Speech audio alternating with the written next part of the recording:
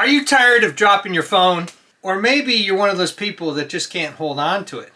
You're worried about somebody taking it from you. I started working on these lanyards 7 years ago when we did our epic trip across the United States. I wanted my kids to have, in this case, iPods. Could be phones. I didn't want them to lose them, and I wanted them at the ready in case they wanted to take some pictures. And it worked out great. You can go all sorts of fancy on the straps. You can have one that has this. And it's a breakaway, so if for some reason somebody pulls on it too hard, you wouldn't want them to choke. So you could have this option here. Lanyards are one of those things that you don't realize you need until you have one and start using it. So let's go to a top-down shot and I'll show you all the different designs for these things. And if you don't want to make one of your own, I've got a kit I'll show you, unsponsored. It's really easy to make these, but not everybody does. So we'll go into the kit. Don't they look so happy? And I think the only reason why they're happy is because they've got these lanyards with their phones. The funny thing is they're not walking around looking at them. How typical is that? They must be really in love. So this comes with 4 pieces. You have 2 of these, and I'll post down below the materials for these builds, plus this or something like it, because they constantly go in and out of Amazon all the time. You have a longer strap that they're wearing here. It's adjustable. And it gets fairly long. You get a nice little clip here. And I like the lanyard longer depending on what you're going to do. This is pretty strong. If somebody was to take the phone out of your hand, your phone like this, you could drop it, which is no good. I've noticed that people take them out of folks' hands when they're looking at them, stealing them. Imagine that. This little shorter one here, which is pretty handy because it goes around your hand. What they call a lobster clip on it. Drop it, it's right there. Your charging slot or your... And see how that flops around? So you put your phone in. There's a couple things I don't like about this design. It can block your charging port. It pulls on the case.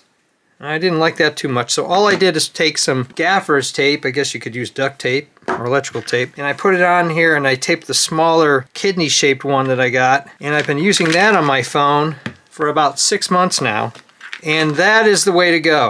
Not stuck on your phone. If you do those wireless chargers, it works for that. And if you pull this down and do a little manipulation, you can usually get your charger in no problem. This is definitely an option. I've been testing out all over, gone to New York City, gone on all sorts of trips in the wild.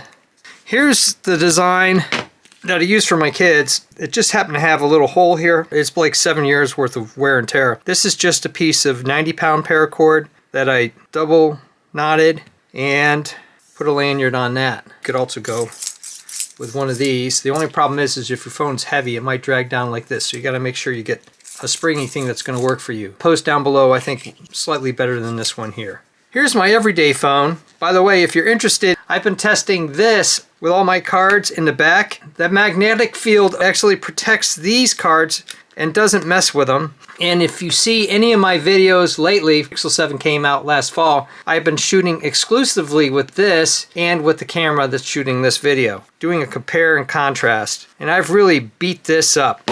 Not the phone, but the case. Originally I had this fishing line running through at this hole here, and I think those holes actually are designed in this case to run some sort of lanyard through. And then I had it run from here to here because I really thought I needed more plastic. Problem with that is pulling up the case a little bit, so I wasn't getting the protection I wanted. It wasn't a lot, but it was enough that I didn't want to do that.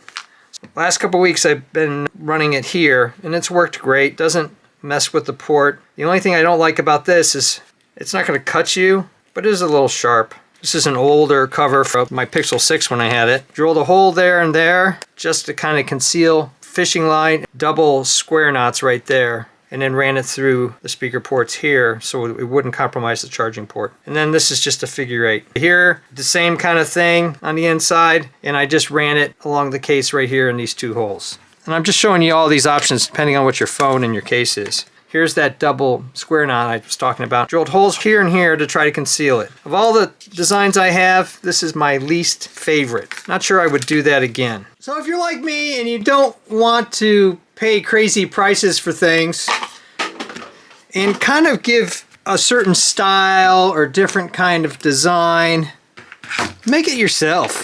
It doesn't cost a lot. It's not hard to do. Once you buy the supplies, you can make hundreds, literally. This is some 200-pound kite string. Doesn't have a lot of stretch to it at all. Here's the fishing line. I used the 50-pound, but again, I had problems with the case in this thicker fishing line. I think 25 would be perfect. Dropping it, not an issue. If you're worried about anti-theft, somebody trying to jerk it out of your hand, they'll be shocked that they can't do it in the first place, and they'll move on to other target because you're going to double that up. The tubing I'm going to use is 2.5 inches of this 1/4 inch outer diameter clear vinyl. You don't have to get 20 feet, you can get 10 feet or even 5 feet or a foot. 90-pound paracord. You don't need anything more than that. And the colors are totally up to you. So I've already made a blue one for one of my parents, so I'm going to make a red one for the other. I'm just using these toggles. I'll post these down below. Toggles are great. I use them in all sorts of builds, and these are the ones that you can use for speed lacing for your shoes, and you just stick the paracord in there. The length of the paracord on this build is 22 inches, so you're going to get a 2.5 inch long piece of this clear tubing. You want to get the top middle and just take a little bit of wedge out of there. I'm going to run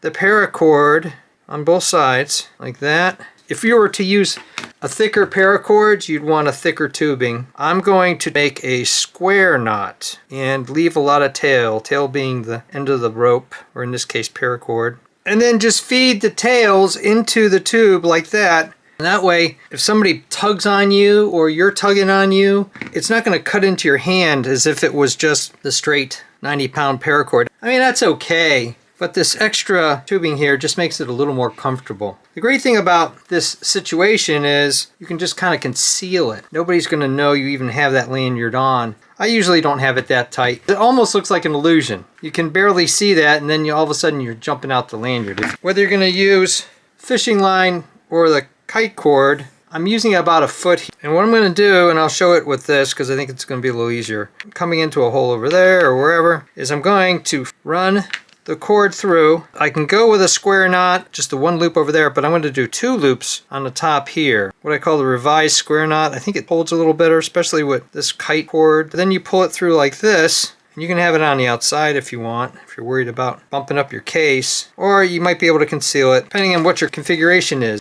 Then I'm going to do a figure 8. Goes over the top, goes around, comes around, and then goes into the holes. It cinches up really well and it's not going to slip. And then you just take your cord, we'll use this one, is you just run it through and then run the end through like this and loop it around, and there you go. You've got your lanyard. This one's extra long. I guess if I was doing this again, I might tighten up on this a little bit, maybe go 10 inches of cord.